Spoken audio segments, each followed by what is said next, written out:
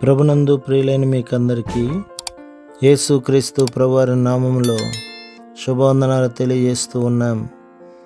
ఎడారిలో సెలయేళ్ళు అనే ఈ దిన ధ్యానము కొరకై స్వాగతం. మార్చి 15.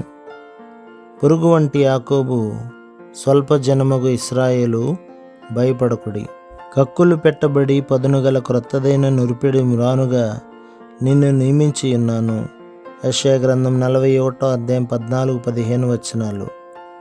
పురుగు, పదునైన పళ్ళు ఉన్న పరికరం, రెండిటి మధ్య ఎంత తేడా! పురుగు చాలా అల్పమైనది. రాయి తగిలితే గాయపడుతుంది, నడిచే వాళ్ళ కాళ్ళ క్రింద పడి నలిగిపోతుంది. అయితే ఈ నురిపిడి మ్రాను, ఇది నల్లగొడుతుందే గాని తానెప్పుడు నలుగదు.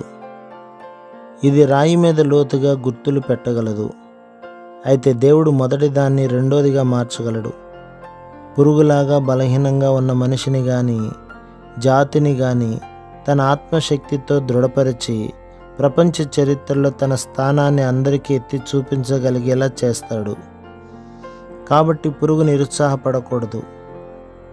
మనలను మన పరిస్థితుల కంటే బలవంతులనుగా చేస్తాడు దేవుడు. ఆ పరిస్థితులను మనకు క్షేమకారకాలుగా మలుస్తాడు. వాటన్నిటిని మన ఆత్మకి ఉత్ప్రేరకాలుగా చేసుకోవచ్చు. చిమ్మ చీకటి లాంటి నిరాశను నలగొట్టి దానిలో ఉన్న బంగారపు ఆభరణాలను తీసుకోవచ్చు. మనకు దేవుడు ఉక్కు లాంటి దృఢమైన నిశ్చయాన్ని ఇచ్చినప్పుడు కష్టాలనే కఠినమైన నేలను లోతుగా దున్నగలం. ఆయన మనల్ని అలా చేస్తానని మాట ఇచ్చాడు, చేయకుండా ఉంటాడా? ఈ లోకంలోని పగిలిపోయిన వస్తువులతోనే దేవుడు తన సామ్రాజ్యాన్ని కడుతున్నాడు.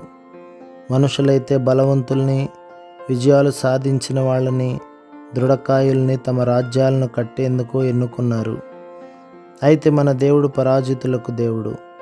లోకములో విరిగిపోయిన ఆత్మలతో పరలోకం నిండుతుంది.